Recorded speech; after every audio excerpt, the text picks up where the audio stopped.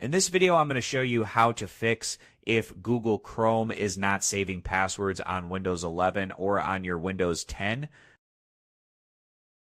This should be a quick process video. Now, without further ado, let's go ahead and jump straight into it.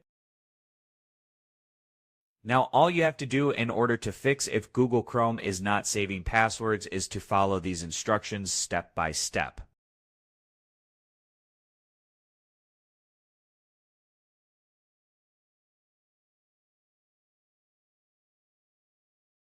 Now just go ahead and click on passwords and the password settings will open up for you.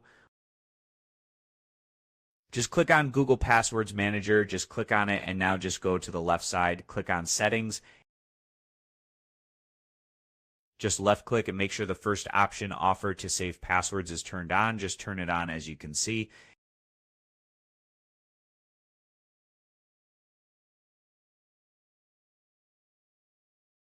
So this was an easy and quick process video on how to fix if Google Chrome is not saving passwords. As always, thank you for watching.